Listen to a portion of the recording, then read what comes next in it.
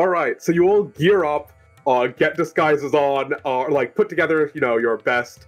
We are definitely here as a as a rushed planning committee. Head on over. You kind of pass you get it, like you rent a trolley or you rent a car or whatever and head out, kind of rumbling along a dirt road, and you definitely pass news. People like a quick, or not a quick printing of the. I think as you get to the car, you hear people talking about the robbery down on the robbery of Hizzer's diamond shop, and people either going, "Wow, how horrible! I can't believe someone would do this. What's the city coming to?" And well, Hizzer was kind of an asshole that one time. Of like, he is enough of a dick that people are going, "I can see why someone would want to rob that guy." As you head out down this, you head out of the city proper and kind of roll down a dirt road for a few kilometers until you approach the base of this honestly pretty striking, fort looming over the horizon. The sun's beginning to set behind it, casting it in oranges. It's like this multi-tiered thing where you have this giant curtain wall outside of it, and then the hill rises up inside with more buildings and that, another set of walls, and everywhere there isn't buildings and stuff that's being maintained, the jungle has kind of sprung back up to life. It's all greenery and lush trees, really big stuff. And as you approach, a car going the other way passes you, filled with what seem to be pretty perturbed European tourists who seem pretty annoyed at something. And as you come up, you see that, like, there's the normal tour guide there. There's also, like, a bored-looking guard just kind of sitting nearby, waiting. And the tour guide looks super apologetic as you park and start walking up. Just before anyone's even said anything, he's just looking like, "Oh no, I've got to do this again. Hello?" And Tyler takes in the face, and then immediately looks at the other one, like, what are you about to say, and are you sure you would dare? The fort's closed. Look, I'm really sorry. We can't do full tours right now. We can't do full tours right now. It's just there's been a bit of water damage up in the Baradar, and we really need to get the repair crews in. They've been working on it for a bit, but it's going to be a few more days, and we you can look at the outer walls. You can stay down here. You can take the photographer is still on site. I can go get him, and or I can call someone or can get someone to go get him, and you can take some pictures with the fort down here. It'll be nice. I look at the others, and there's a beat, and then I take him by the shoulders, this tour guide. I look him in the eye and say, "You know you're lying. We know you're lying. So be honest. Why is the fort closed? And be quick." The security guard behind him kind of stands up. It's like, okay, so this is definitely going to be an attempt to terrify this dude. Authority, exert if you have it. I think you have impossible strength, so that would definitely be a bonus D6 here, in terms of just, oh, this is terrifying. This dude has physically picked me up to ask me a question. I do not have exert or command, both. Command definitely works, of just browbeat this guy into submission. You know what? I like the idea of command. So, for 46, to get a +1, and then +1 D10. Ooh, let's see how well this worked out for us. 2 successes, 3 successes. All right. So I think, let's see. Yeah, that's definitely enough to wildly overpower this guy and make him scared of you all for the rest of this conversation. The security guard is going to stand down, but is definitely going to tell someone the moment you go in. But he's going, "The Englishman brought it!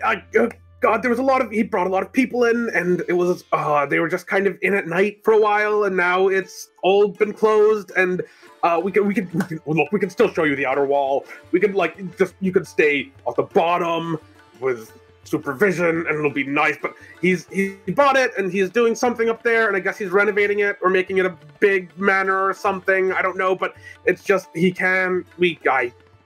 misunderstand please, me. this is bad for all of us. We are with the Englishmen. Now take us inside. Your refusal will not. Please don't tell him I told you. Please don't tell him I told you anything. Let us up where we need to go.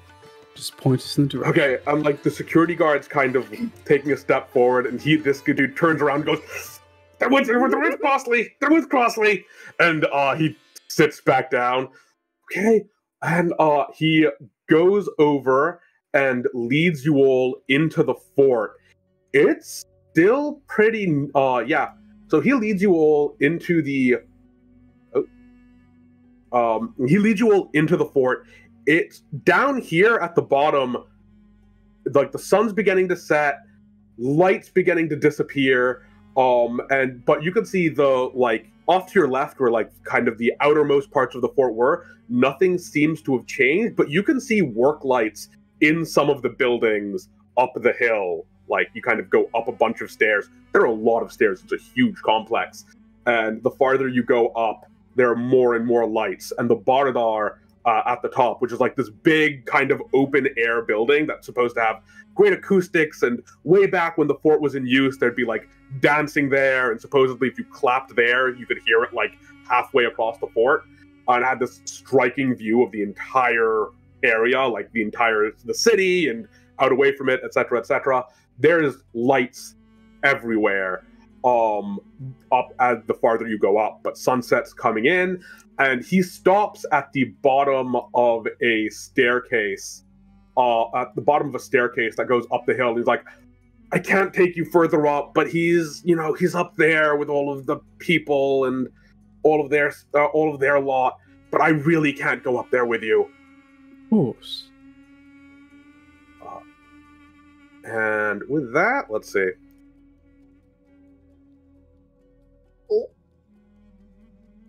And yeah, welcome to Golconda Fort.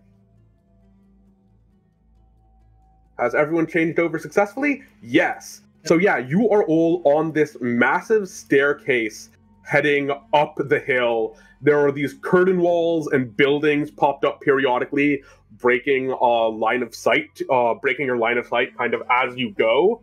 You're not sure which of these buildings are inhabited, but as you come up to this first lit building, this is where up to this first lit building is where like the tour guide kind of and the security guard stop and go like, neither of us are allowed farther up than this. You just go up and you go to the Bardar and he'll be up there.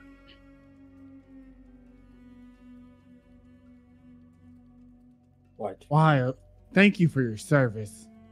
We'll happily take it from here. All right. And they both buzz off. So as you're heading up, tell me where you're going. Like, you can move your stuff along the map. Try not to move too quickly in case something develops. But all of these buildings are like these ancient stone buildings. They haven't been electrified. So like, as you kind of peek in the door at this one right next to where you started, it's this kind of two-step stone building with what would be a curtained off area in the back right, or two-room stone building, what would be like a curtained off second room in the back of the building. Now there's like someone's left a couple of electric lamps out here that people can use, and a roster in English is on the table. Otherwise, yeah, tell me where you guys want to head. Gonna have a quick glance at that roster, see what's on it. All right, just put yourself in the building for a moment. So you can see there are a bunch of shift names for the night. You see like Lieutenant Kipling, you see a couple of English names, and a couple of let's see. Do. Oh. Henry. Sugar. Oh, whoops! I see what I did wrong there. Let's see. Can everyone move their tokens for a moment? Just check to make sure that this works. Yes. Okay. So you should be able to move your tokens and see everyone else's. You should not be able to move anyone else's token. Mm-hmm. All right. All those things are Okay, so we've got that working. Yeah. So you see there are like half a dozen guards listed as on duty. You can see that Mr. Crossley himself has signed in today. To like, it doesn't say what he's here for, but it's just kind of shift in time, out time. And the current shift of guards signed in like 3 hours ago. And there are a bunch of workers. They don't have sign-in times. They don't have sign-out times. But it's just like 20 names on here, including Mahmoud's, that are just noted as on premises. I think we found the missing. Yep. Well, at the very least, it seems like they're not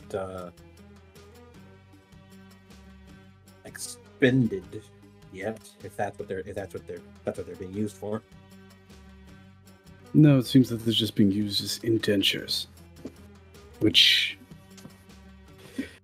That's the English. Call it out here. All right. Quietly.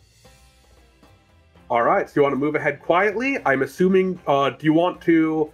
So we're not in combat yet, so we don't need to measure stamina expenditure or anything. But I'm assuming you're using your ability to go into stealth, so you can move forward quietly. In the shadows. All right. So go ahead and move yourself on up as you start sneaking forward, up this hill. So you kind of head up the stairs. These next set of buildings are all unlit, kind of peeking in. You can see, each of your tokens should be giving off a little bit of light. Let me double check if that is. They don't let us see okay. into the buildings, but they just... Let me double check. Update token. Oh, okay. I have to do all these manually. One moment.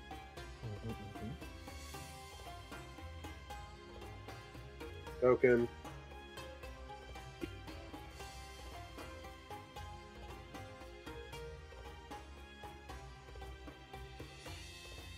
Okay, you should all be able to see a little bit better as you move around. Hopefully. Sounds fantastic. All right. So as you all move up, these buildings are all unoccupied. As you kind of wave a lantern in, you can see that these were bunk rooms. Someone had set these up for people to sleep in when they were working here. And there are like wherever the personal possessions of the people who work here were, they're not in these bunk rooms anymore. But as you do, you keep moving up. The only person without a lantern lit is Sumin, because you are sneaking around, and having the lantern lit would be very bad for that.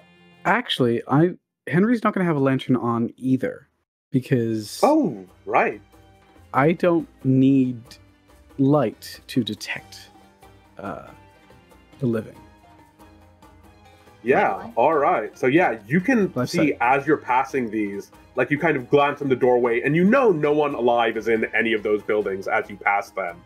But as you head to the top of the stairs, there's this bright patch of like greenery off to your right, kind of growing up against one of the walls of the one of the like rises where the hill comes up behind a wall. As trees and stuff have kind of started growing again. Another one off to your left, and then directly in front of you, there's a building with lights on, and then to your left, kind of beyond the bunkhouses, there's another building with lights on. And of course, at the very top of the hill, all the way at the top of the hill, the big square building you can kind of see is the Baradar, like the biggest and most impressive building in the fort. Oh, this guy should be. Yeah, I was about to say there's a token there that's Ignore that. Pay no attention to the Just token gonna on keep the. creeping along. Yeah, pay no attention to the man behind the curtain. Could I peek into the building just ahead of us immediately? Yeah, sure. So Presumably head on this up, and you head up. You peek your head in the door. So just put yourself right by it, and you see inside there are a pair of local soldiers, kind of on break. They've got their guns kind of by the table, and they're currently playing dice with each other, just like gambling away a few rupees. And next to them, like much more alert and kind of hovering around the room, are what you remember as, are two sporlings. Sporlings are the most basic of Aram's fungiforms. They're like a cane toad the size of a greyhound. They've got kind of spores emitting from these trypophobic holes on their back all the time, and their mouths are filled with these thorny, like, pseudo teeth. They have the hunger and approximate empathy of a wheat harvester, and they are fiercely loyal to the soldiers they're bonded to. Sumi's just gonna wave back at the group and be like, or 4 in there. You see Tyler wave back. I just An acknowledgement, or take him out. Or as a suggestion, not a demand. Yeah. I think she's just gonna say, let's peek, let's look around a little bit more. All right, and below, to the south of you, Yumin, you see that the door to this building over here is locked. It's a big windowless building. From the guide map, that used to be the fort's jail. It's a windowless thing. It's a windowless building. Front door is locked. But there's definitely light kind of escaping around the edges of the doorway within. No windows at all, like even on the sides of the building, if she were to No, this was designed so that, like, if you were locked in there, it was going to be very dark unless someone left the light in there with you. What? I motion to Sumin and motion one shoulder barge at the door or lock picking. And I'm gonna walk up to the door as quietly as I can. Right. But I'm not as sneaky, and I'm gonna try and break it apart. All right, so that would be patience plus espionage to methodically open up this lock. Absolutely. Now I do have speedy hands. Does that help? You can use that as an aspect here. Absolutely. I like that.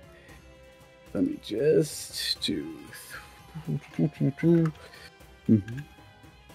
3d6 plus 1d10 because I only have 2 patience, but I have the extra. And let's see. 3 successes. Ooh, nice. That is enough to open this up quietly and without alerting the people in the room behind you. So you pick the lock, it pops open, you push open the door and step inside. And this prison has been turned, to be frank, back into a prison. At the south end of the room, there are a dozen people, sleeping in the cells. It looks like the laborers. To your right, you can see that, their personal effects have been stashed here and what would have been, the guard room in this prison, basically. And each of the people, from there's a fungal growth on the ceiling, small but noticeable, like the slime mold crawling across part of it, and reaching down from it, there are tendrils kind of plugged into the side of each laborer's neck. I go back to the door and motion the others to come inside quickly. Assuming we'll sneak in. Mm-hmm. Does this spore Alright. look familiar? Do we know what? Yeah, is? this is definitely an Aramite spore. This is a spore colony of Aram. This is kind of it grows on a thing, and it'll feed on like blood and energy out of people. So it's not generally lethal, but it'll infect you with spores. Like if you die, you'll be a vector for it spreading further, and it definitely weaken you. It makes you more susceptible to getting sick, etc. You've seen them back home. Like the occupation has set up some pretty nasty things here. One of the standard things a ROM does, it'll set up. This is the first stage of what's called a spore pillar factory. It'll set up this enormous spire of fungal growth, and people work inside of it doing whatever. There's normally a nominal industry happening in there, and it'll just kind of feed off of people's sweat and energy as they work.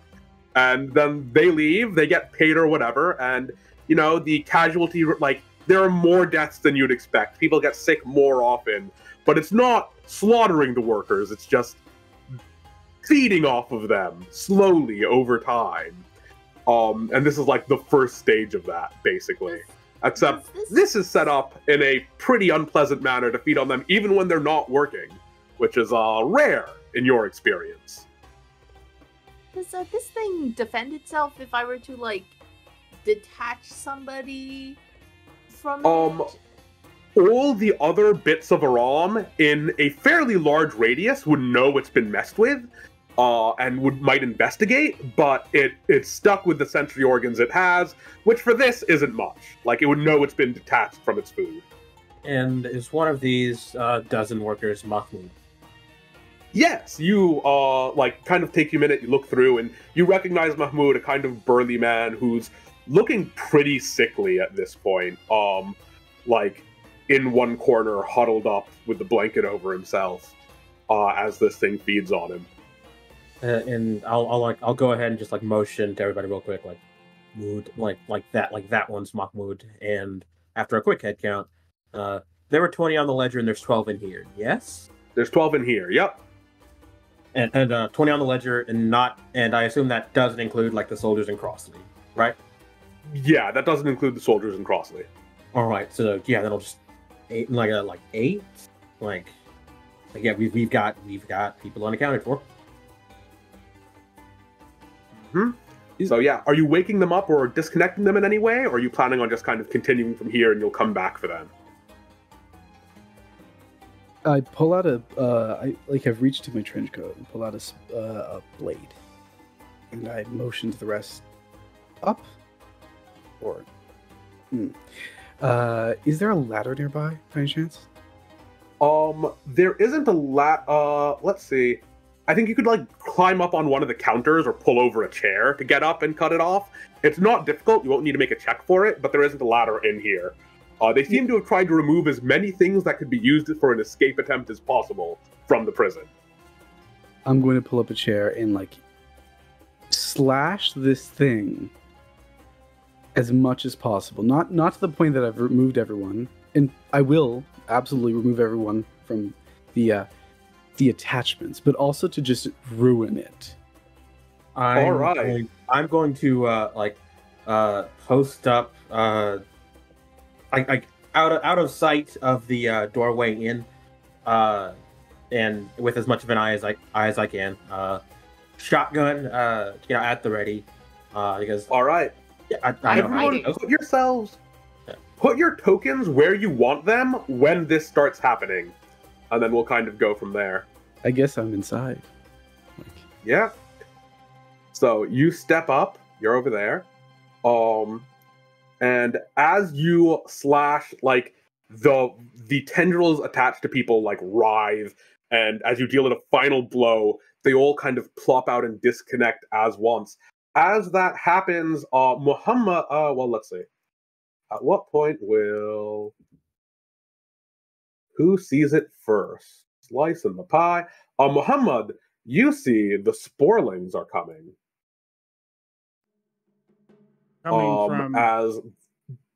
From that guardhouse up north, they're racing to investigate what's happening down here. You imagine it's not going to be long before, the rest of the soldiers come as well. But the sporelings have definitely started moving first. They haven't noticed you yet, but so you can do non-combat things before they rush in here, like start rushing over here. But in a moment, we are going to be entering combat. Okay, he's gonna go ahead and notify the other three of what's coming. So, All right. it seems like we have a little bit of company heading this way. You know, little pesky little sporlings. They may be investigating what's just occurred. Yeah. You see Tyler just stands close a little bit. He seems ready to actually like a little bit ready to sprint. Perhaps an odd thing to do for. But What you need Makes sense. is hiding, I guess. Can I enter a hidden state as best I can and pull out my... Yeah, pulling out your long rifle. All right. Yeah. And Henry, as you step down off the table, off the bars that you'd use to get up at the thing, the workers are starting to wake up, like jolt awake from the sensation of these things disconnecting from them. They're kind of looking around in confusion, and like a couple of them are like looking at you, who's clearly just killed the Ceramite spore, and are kind of thank you, and the others are like looking at the door in horror because they suspect what's about to happen. And with that, we are going to enter combat. So the way combat works in Guns Blazing, you don't roll initiative. It is an alternating activation system. So any player character is going to take a turn, then any NPC or any hostile is going to take a turn, and it's going to go back and forth. On a turn, you spend stamina to perform an action. The standard of that is you spend 3 stamina, and you are going to perform a secondary action, moving, interacting with the environment, searching the area, etc. Generally, moving or anything that requires a non-combat skill check. And you have a primary action, stuff like attacking, dodging, other combat skills. When someone else takes an action, either close to you or that you can see, you get to react. You can spend 1 stamina and do something that is less effective, but still helpful. So you can suppress to give your ally a bonus on a gunfight, or to keep an enemy from intervening in a fight that you don't want them to intervene in, as long as they're not already part of it. You can move, and move just half of your movement speed, etc. You have all the options you would have on your turn, but you're only doing one of them, and if you make a roll as part of it, it is at half strength, and you can basically aid another with the suppress action. Who would like to take this first turn? Would anybody object if I did that? I don't know. All right. In that case, I'm gonna do the standard activation. Spend 3 stamina. First, I'm gonna move. Take your 1, 2, 3, 4, 5, and 6. Trigger momentum. All right. And You've got momentum. I'm going to blast this sporling directly All right. across the face with the shotgun. All right. The Sporlings are a formation, so they're going to move and act as one. The Sporlings are going to maneuver because they want to try and get both of themselves into melee with you. And the one British soldier who sees... Oh, no, wait. They don't see anything yet. Correction. They're still in the door. They haven't started reacting properly. So yeah, the Sporlings declare they're going to maneuver. Everyone else gets to also declare a reaction. So if you see the Sporlings, you can suppress and give Obi a bonus die for 1 stamina. Basically, you're firing in that direction, you're helping out. Otherwise, you can spend 1 stamina and just move half your speed to somewhere you want to be for later. I will suppress, in fact, All to right. give Obi a bonus die. Okay, so you're suppressing?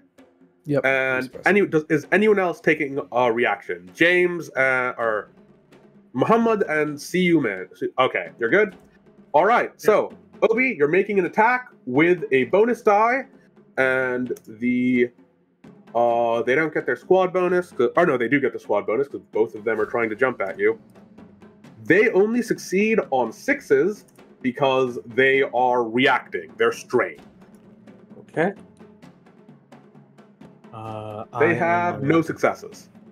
Okay, I'm initiative 4, combat 2, plus 2d10. Did you say I had a bonus die? Yep, bonus die from suppression.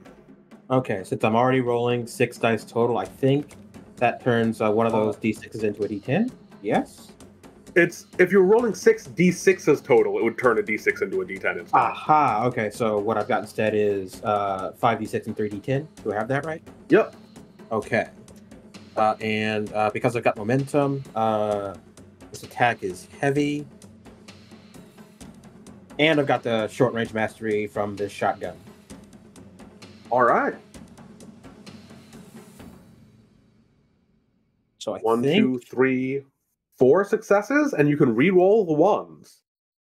All right, I think I'll do just that. 1d10. Yeah. I like the sound of that. I like the sound of that very much indeed. Oh, nice. So yeah, you blast both sporlings as they try to leap at you. You just sprint out the door, run towards them, drop into a slide, and just blast both sporlings with your shotgun as they try to leap at you, taking them, destroying them utterly. And that is the end of your turn. And on to, now we activate an NPC. As we are in a fight, as we're now officially in a fight, there is now a reinforcement clock. Whenever that reinforcement clock fills, that you are going to have more enemies are going to come in from elsewhere on the map. One of these guys peeks out, sees that like there's not just an intruder, they're armed and they've already killed the sporlings. So these two are going to fire at you from the doorway. And let's check. Oh, that's not what oncoming storm. They have they've declared an attack against me, so I can move 2 directly towards them before any checks are made. All right, and then they're going to start moving away from you. They have not declared the attack yet, so in that case, I think I don't move. No, they attack and then move away. So you do declare that you do move. Okay. 1, 2, 3, 4. Oh, there we go. 1, 2, 3, 4. Wow. So you move towards them. They're firing. They would normally be 2d. This was close range. So 2d6 plus 1d10. They're a formation. They're a squad of 2, so it's 3d6 plus 1d10 for them instead. And you are strained on your reaction. They're also at a -2 penalty from key kills. So they're down to 1d6 plus 1d10. You're strained on your reaction. None of the rest of you see the soldiers, so you cannot react to this. One of the downsides of rushing in ahead of your allies is that when people attack you from out of their line of sight, they aren't available to help. It would be a defend action to try and just reduce their successes. Do I have that right? So maneuver contests them and will reduce their successes. Defend just removes their successes and can refund you the stamina for if you succeed on it. It just doesn't get you anything else. In that case, maneuver it is. Okay. They have 1 success. This was not a great roll for them. And it's initiative plus combat? Yep, initiative plus combat. All right, I think that's just 4 and 2. I think I got it. Yep, I think that's... 1 success. Yeah, you're strained, so it's only 6 up, but that's 1 success. Ties go to the initiating character, in this case the attacker, so they have 1 success, and they're going to use that to give you Shaken 1. Basically, your defense is currently reduced by 1 until you can clear that condition. How dare. Now, back to a player character turn. Who would like to act next? Go for it. Great. So, can I move and then rally? Yes. A standard action is you move and then you do something else. So you can move and then rally. 1, 2. I think that gets me. My movement takes me here. That's what I'm saying. Or If you have movement 3, yeah.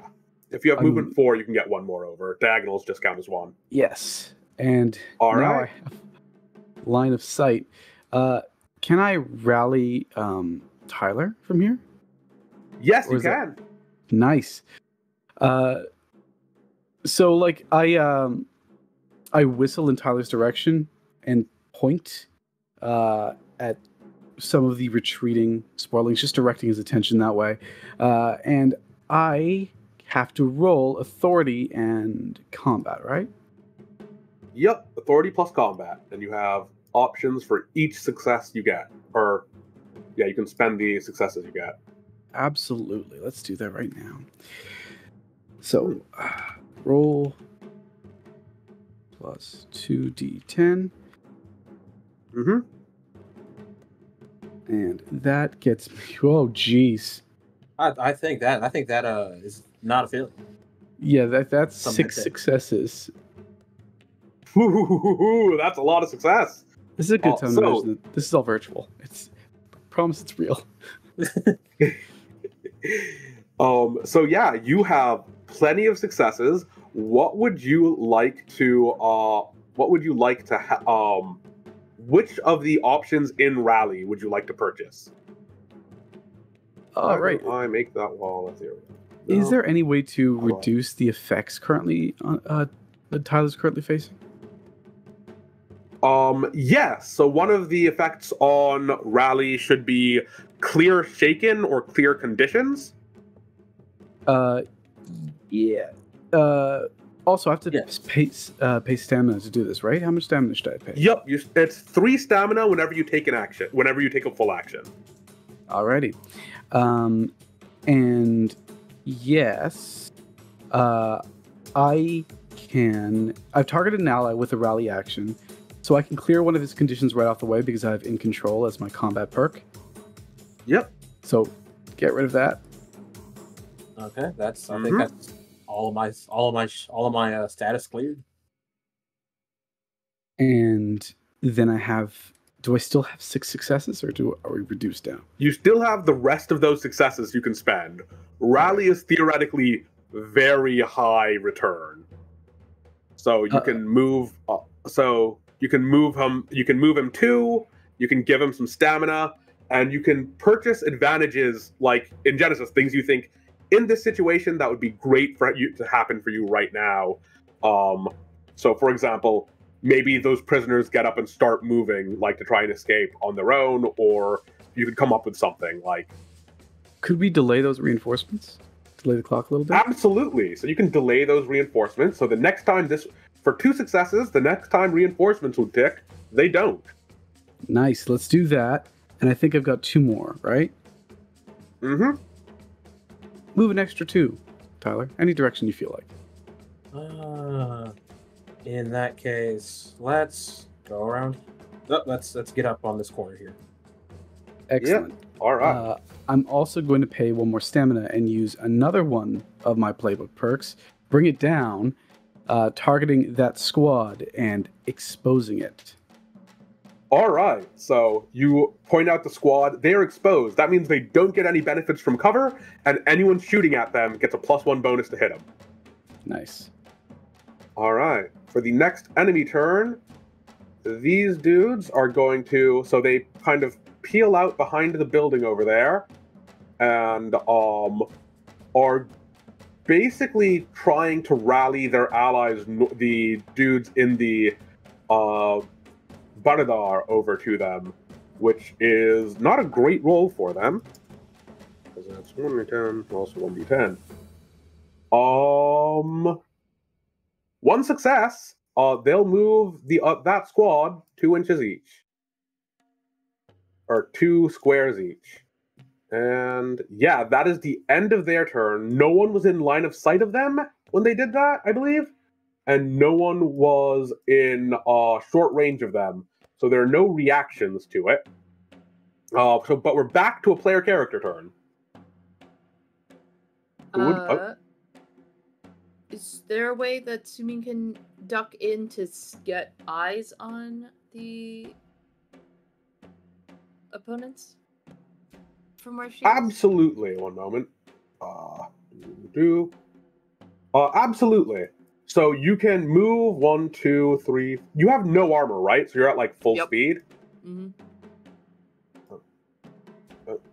Not that one. I'd love to. All right, messing try with and door activate controls. No problem. So yeah, you can move 6 squares and then do whatever else you'd like. Which 1, 2, 3, 4, 5, 6. It'll get you outside the doorway somewhere. It won't quite get you line of sight. You can then, for your second half, you can just move half your movement speed again and move 3 over somewhere else. So you could like end up behind one of the buildings outside, just so you have cover when people if people come out on the attack. Or you could, just maneuver somewhere else you want to be. And it basically means if you move, you will have 9 squares of movement. I think I will move, and I will, try and move myself towards this building to kind of like. All right. Pin myself there. 1, 2, 3, 4, 5, 6, 7, 8, 9. Yeah, you could end up like over there in 9. Alright, let me pick up my token. Nope. Collides with the. You might need to change the token controls back to select rather than measure distance. Yeah. It just says I'm colliding with a wall somewhere. Oh, there it goes. Does that work for you? All right. Yep. Excellent. So we're back over to enemy turns. They are another squad of dudes is going to be moving. I don't think they see anyone quite yet. 1, 2, 3, 4.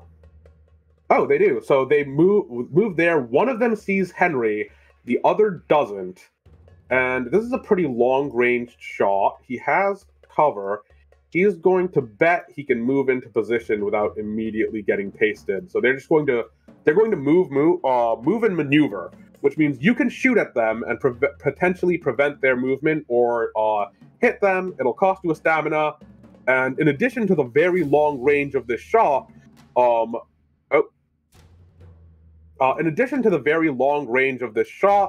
which is, come on, work with me here. 95 feet, that comes out to almost 20 squares. You'd be in long range properly. You'd only be succeeding on 6s or higher on the die because this is because you are reacting to them. So you know that they're moving and they're intending to move more. You can just let this happen if you decide you're fine with that. Or you can spend a stamina and like take a pot shot at them, get some movement of your own, etc. Do I know? Your I don't call, know. I don't know that they're shooting. You know that they're not shooting because they declare both paths of their action at once. Okay. I'm actually. Can I maneuver? Yep, you can maneuver. All right, let's maneuver. I'm going to maneuver out of the doorway. I think I can manage how many spaces? Half, right? Yep, half your movement. 2 brings me here. Oh, well, actually, I think that's 1. Yep, I'll pull over here. Yep. All right. 1, 2. They move up there. But they're still kind of in the open, but they're definitely farther up than they were a minute ago. Oh, there. And back to a player character turn. Who would like to So, James, you can take the turn now. Also, you can activate more than once in a turn. As long as you have more than enough stamina to take an action, you can choose to take a player character turn. It's generally a good idea to spread out some of your actions early just so people can get into position to help out. But you can chain turns together if someone has a really good angle or something. Okay. Yeah, so Mohammed's going to go ahead and proceed to exit the building. Mm-hmm. And basically he's going to wait here until he can get vision of someone, and then it's going to start to unleash what he has planned. So yeah, I believe you have vision to a guy up way northwest of you. It's a very long shot. I think that's going to be 10, 14 squares, so medium range actually. Actually, yeah, let's go ahead and yeah. So he's gonna take out a hand grenade, unclip the plug, and then basically toss it at that guy.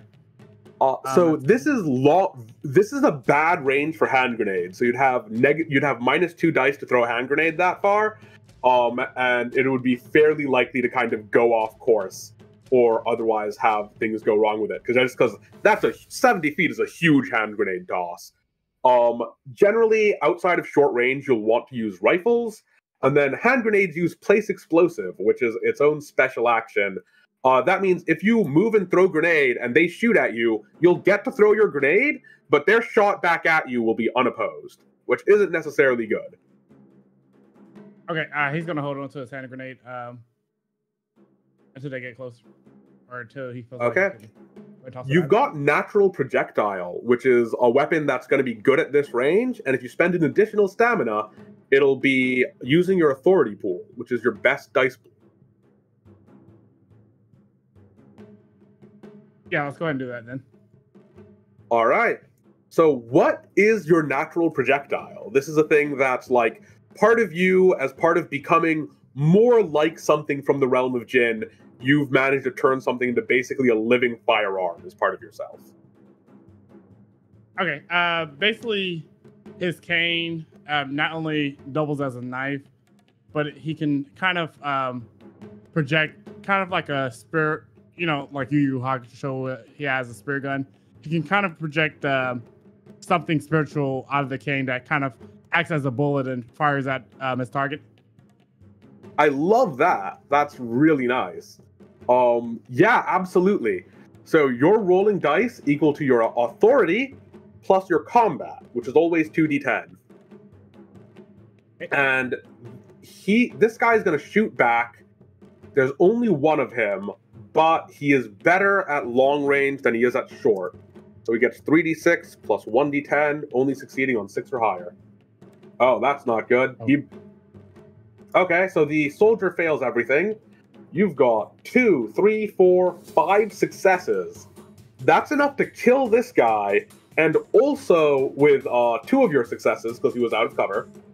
And then also you have 3 more successes left to spend on combat advantages or anything else you might want. Okay. Do I need to use them now, or can I just hold them for... You need to use them now. You use them when you make the roll. Okay.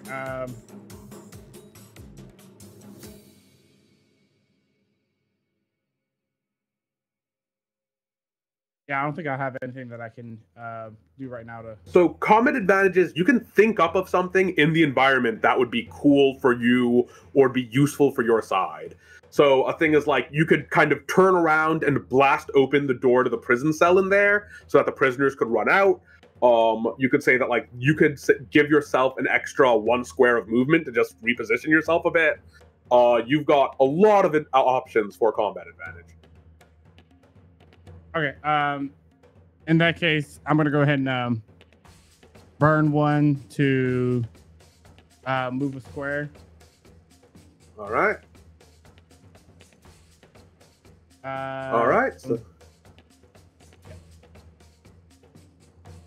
if you don't have ideas for it, it's fine to leave them be. But like, generally speaking, if you've ever played Genesis or systems like it, combat advantage lets you do stuff like declare, you know, the lights in that room went out, it'll be harder for them to shoot at us, or it's becoming nighttime properly, so the darkness is going to impede shooting if anyone's not in the bright light on the map. Stuff like that. Okay, I see. Okay, so and you said the prisoners were trapped in the cell? Yeah, the prisoners are still in their cell. They're not like moving yet. Okay, is this a single door or it's multiple doors? It's a single door. Like, you open the one on the way in, so. Okay, he's gonna go ahead and take another burn another one to take a shot at it again. All right, so you can just spend 2 of the advantages and say the prisoners are free and they're trying to move out of here. Yep, and he's gonna go ahead and direct them to get on out of here.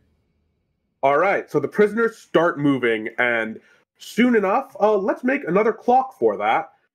you guys can put successes into the prisoner escape clock, and if you manage to fill that without anything going horribly wrong, then the prisoners manage to escape just fine and get out of here. I'm going to say that is... Oh, nope.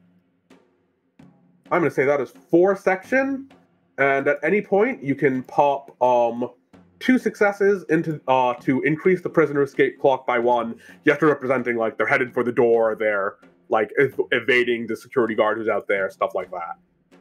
With that, narrative advantages do not apply during combat at all. Is that correct? Yeah, narrative perks don't apply in combat.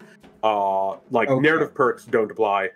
The ones that give you like +1 to a stat still do. Your stat is still higher, but the like stuff like but generally speaking, they're not going to apply in combat. If there's a situation where it makes sense for them, you can suggest them, and maybe it'll come up.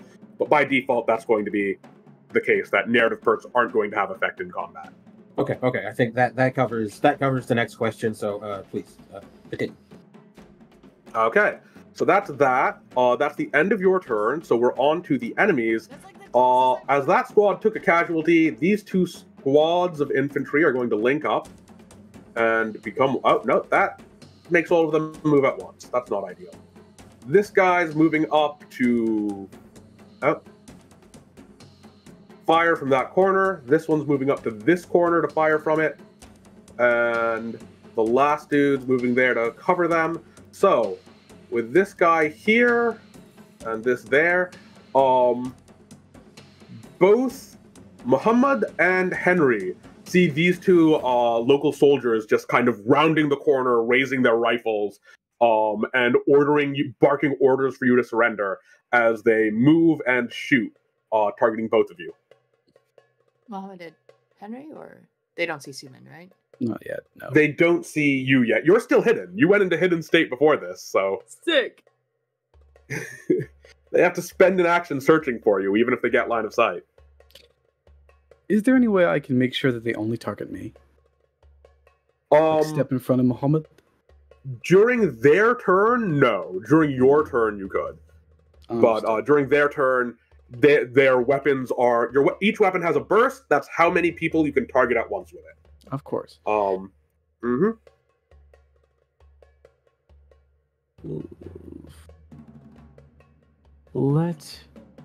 I defend? You can defend. Defend will let you protect yourself pretty well. All right, let's do that. That's authority and combat, right? All right. Yep. So you're defending. James, what is Muhammad up to in here? That's a great question.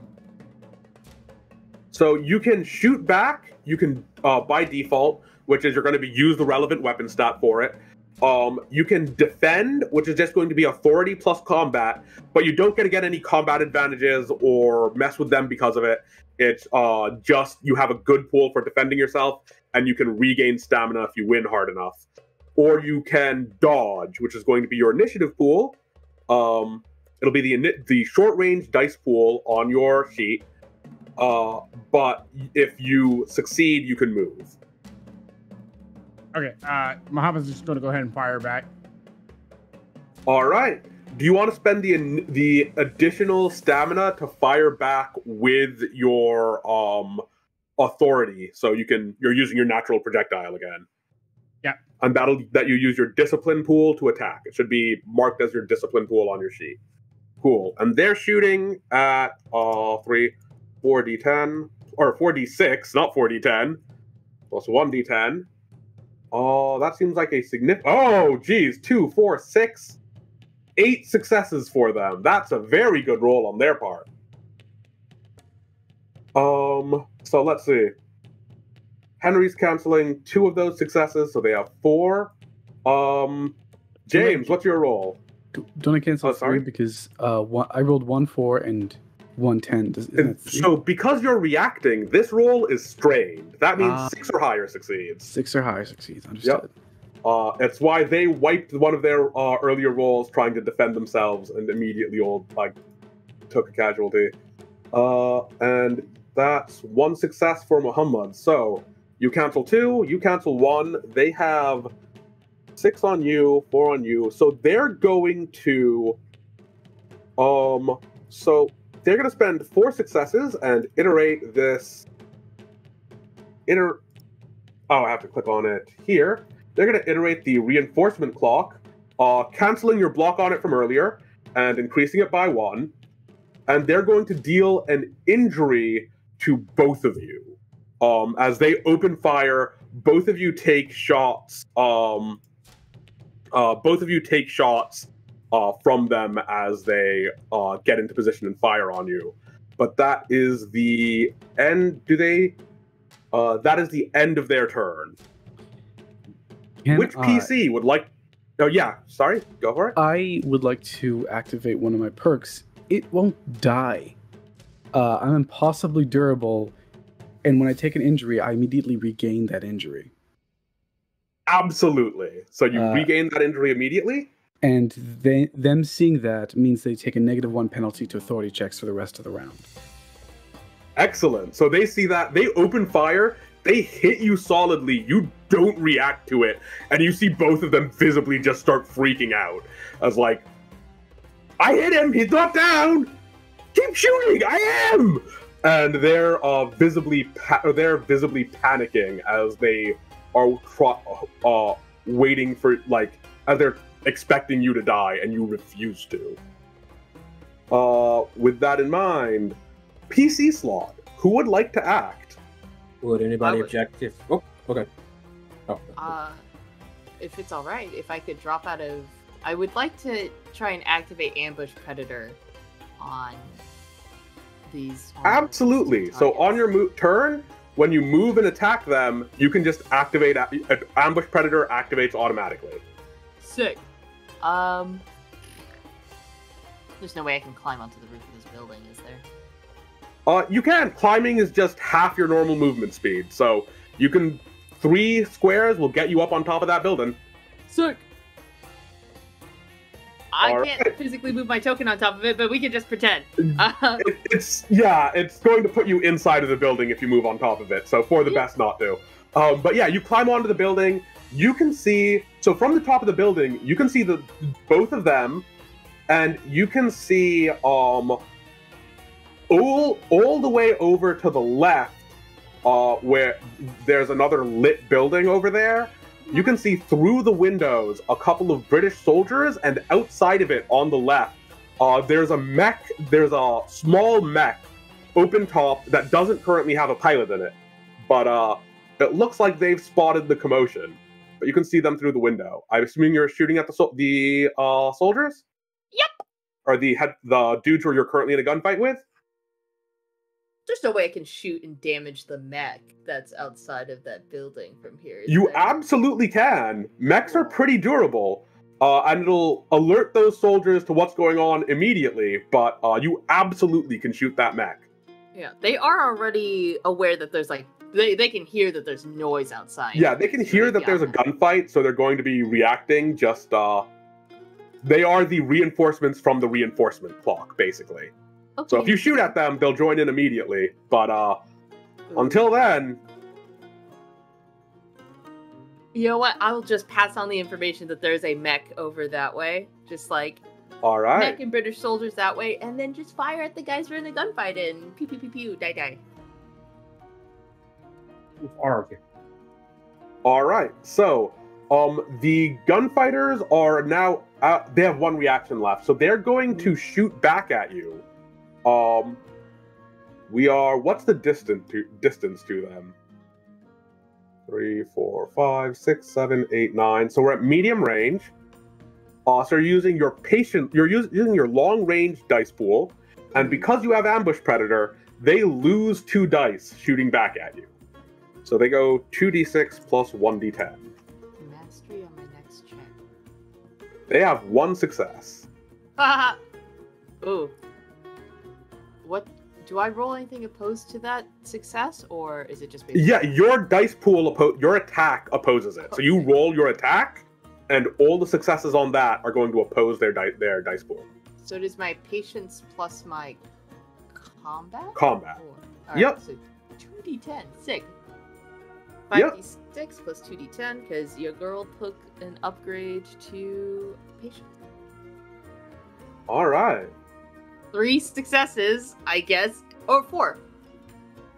Oh yeah, 5 1, 2, 3. You have mastery on your next check from Ambush Hunter, right? So you Yes. can reroll all 4 of those ones. So you Oh, reroll 3d6 yeah. and 1d10 and try to convert those. Absolutely. I can type. Okay. 2, 3, 4. Another 4 successes off of that. Okay, so that's up to 4, 5, 6, 7 successes. They cancel 1, so 6 successes. What is the burst on your Jazale?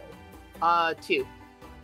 So you can kill both of both of them are in cover. So yeah, you can kill both of them with 6 successes and have nothing left over, or you can kill one of them and have something left over you might want to use if you have something for elsewhere. I could just delete them both. All right. Goodbye. Bam. Delete. All right. That is the end of your player turn. Does anyone... So when you do that, your allies all see you because you got up on that roof. Do any of them want to react to that with, say, maneuver? It's a bit late to do suppression, and we've learned that suppression is wholly unnecessary. But learning about the mech that might be coming in later, would you like to be somewhere else?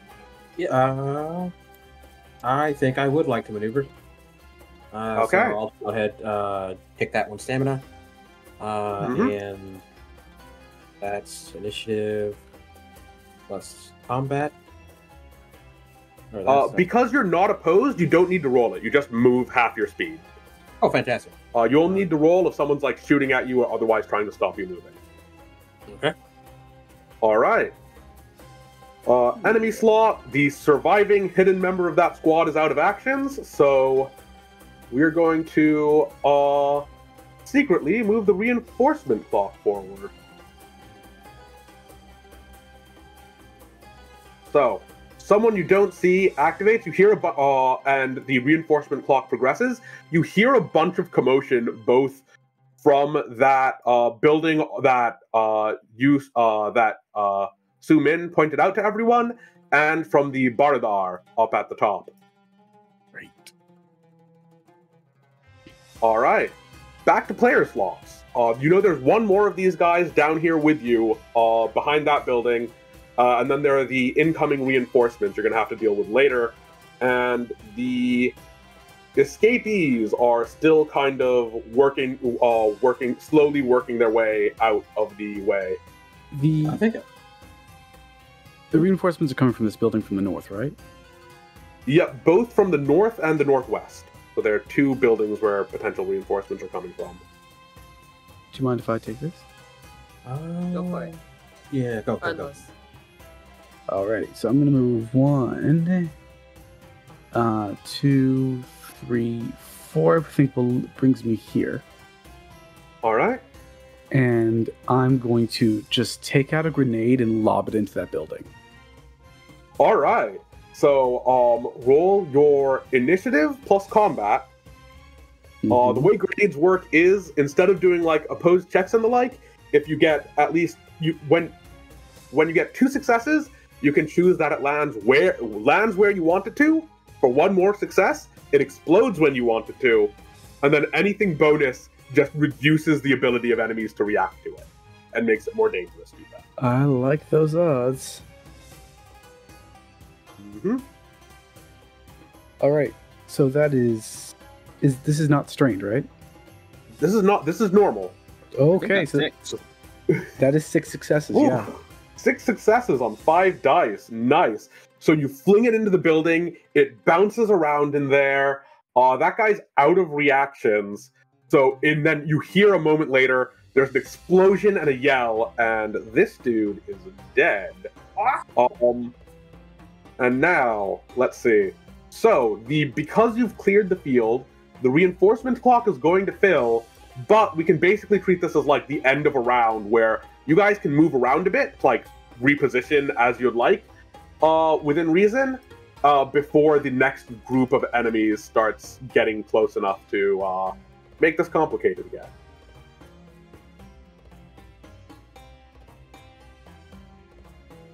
So where would you like to go? You know, eventually something's going to be coming down from the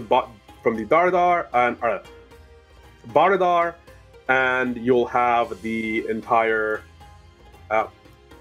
you'll have that entire deal with Dara. Why am I so bad at pronouncing Darabar or Baradari? Why am I so bad at pronouncing that at the moment? It happens. You know that something's coming down from the Baradari, and you'll have that mech and those other soldiers coming in from the other angle. Are there any soldier uniforms that don't look too destroyed? Yeah, both of those guys who got killed by sniper shots, they're those were pretty clean headshots. Time enough to change? It'll be difficult. I'd say you can make the attempt. It's going to be like difficulty 5 or so to try and change quickly enough and convincingly enough to like slow someone down when they come out and see all of you. Sure. Okay. Question. I have narrative perk improvise. Whenever a clock starts or fills, gain 2 improvised tokens. If I throw in on this, can I essentially like use that to yeah, you can absolutely provide the mastery dice from improvise as helping to on this. Yes, that I would like to do that. All right. So you're going to be rolling. I'm going to say authority plus or initiative plus espionage. You're trying to move really quickly here, Nordine, and you are adding a d6 to that from the bonus from your buddy. All right. It's 1d10 for the espionage, another d6. Can I add another d6 for the speedy hands that I shall? Absolutely. So that's 5d6. Mm-hmm. Yeah, that sounds about right. Oh, not the wrong. There we go. 2 successes, 3 successes, 4 successes, 5 successes. Hey, you make it. So yeah, you're in a kind of beaten but functional Hyderabad uniform. You've kind of stashed the corpse, and as you do, you see 2 things come down this way. So around, let's do the less concerning one first. You see a group of British soldiers. The rest of you should probably arrange yourselves so you're not immediately visible to them. So let's say get into a building or something so this isn't spoiled immediately. Get into or behind a building, and Su Min is fine where she is because she can just press herself down against the roof. So yeah, you see 2 British soldiers escorting a light cavalry mech. You recognize the pilot of the cavalry mech. Mr. Kipling is in it, just kind of bumbling his way down through the kind of nice underbrush, leading these soldiers in as he looks around and is like, "What's going on here?" I'm gonna. Henrik? Yeah. I told you it was in the same area. Oh, you look bad. Are worse. you okay? That looks odd. You've been shot. Yeah, I have been. They went north, past the building. Oh well, and then coming out from the north, you see a massive Aramite creature, what's called an umacetic grenadier. It's this enormous 4-legged thing with pincer-like limbs. One arm ends in this enormous mushroom shield. The other in what's technically like kind of a spore projector, but is generally called a spore grenade launcher by people who fought them before. It's 8 feet high or so and is kind of bursting its way down, crawling past the ruined bunkhouse, and riding on its shoulder is a very like proper looking British man in like a uniform, who's looking around askance at all of this violence and bloodshed, and looks your way and says, "Soldier, report! What on earth is happening here?" They came to free the prisoners. And then, they shot at us, threw a grenade into that building, and then they went north on the other side. I didn't see. I just came down from the north. What do you mean they went north? Opposite side this is of going the building. Yeah. Go ahead. No, yeah. Go. Opposite side of the building. Yeah. What kind All of... right. All right. So as let's see. As that, so you're saying that you're going to need to make a hell of a deception check to get through with this clean, but if you manage it, you're out. You're home free. So I'm going to say that yeah, the good Mister is going to oppose you on this. Where is his stat line? It's here. Yep. He doesn't need that. So the good Mr. Crossley is opposing you here, but you have the bonus die from you have the bonus die because Mr. Kipling likes you and is inclined to believe you when you say you've been hurt in service of the crown. Indeed. Additionally, one more question. As improvised is written, there are 2 improvised tokens, both of which can be like cashed in. Would the second one be available? What do you want to do with it? Like, how is you improvising going to help this? I'm already in this building. I'll just and I've got a sidearm here. I'm gonna fire it, make a loud unprompted noise to support the idea.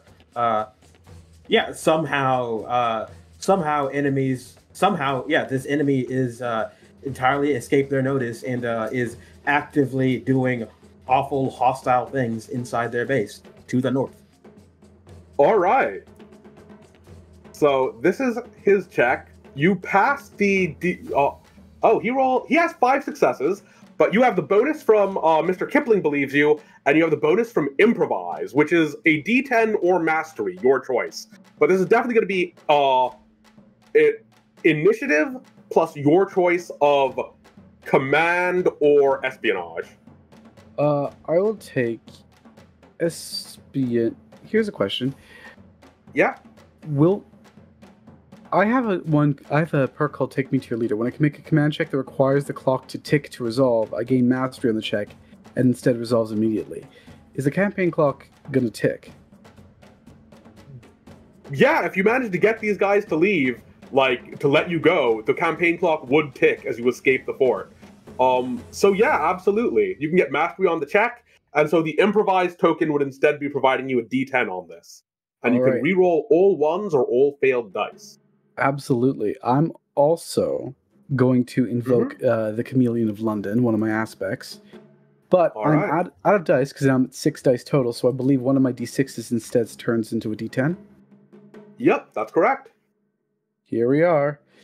I can reroll 1s or I can reroll failed D10s. It depends upon what we see here. We have 1, 2, 3, 4. Is this a strain check? No, this is a normal check. You just need you need 1 more success, converting that.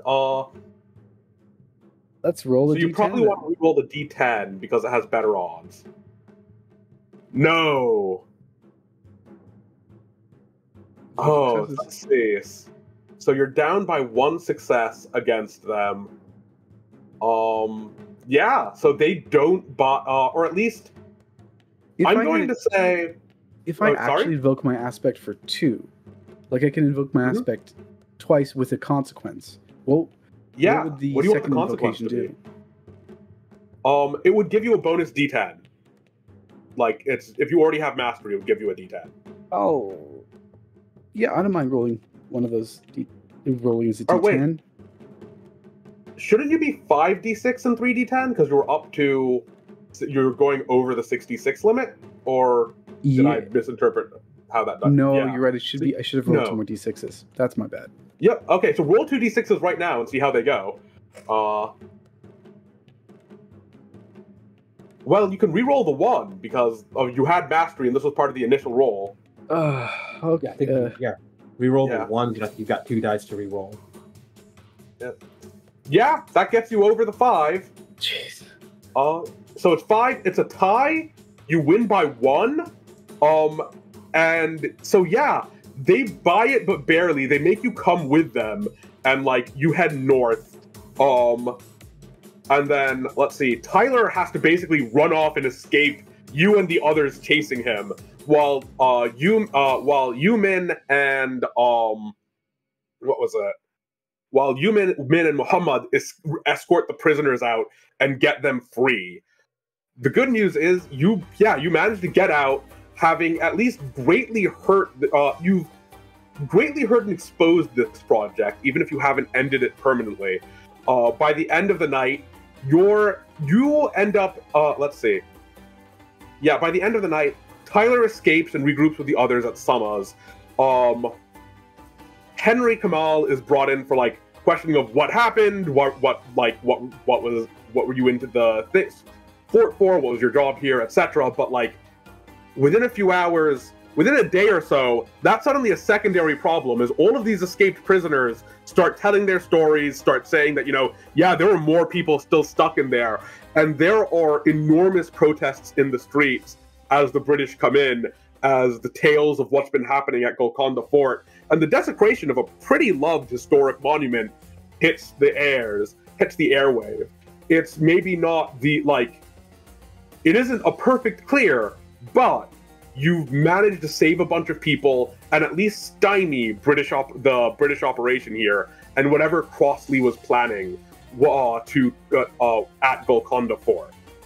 With that, let's do our proper outro. Let's do our outros. So in reverse order, from the bottom of chat to the top, who are you? Where can we find you? And who did you play? Nordine. Hi, my name is Nordine Ali Kadir. My pronouns are he, him, and today I played Henry Kamal Gray, the Anglo-Desi captain, fighting for the resistance against, well, you know who against. You can find me online at Werewolf Fields, pretty much everywhere werewolves can be found, which is surprisingly more places than you would think, and I'm playing games, writing games, and designing games all over the interwebs. I cannot talk about the latter two just yet because of certain NDAs, but if you want to see me play a Starfinder game as an Efreet, you might want to check out The Atomless, which is both a podcast and a live AP. You can find the live AP over on The Atomless Podcast's YouTube, but you can also check out our podcast version, which is tightly edited for some of that extra energy. Excellent. Obi. Hello, and sooner or later, goodbye. I am Obadiah. You can find me out and about on the internet at Josadison on Twitter. That's JOSADISON.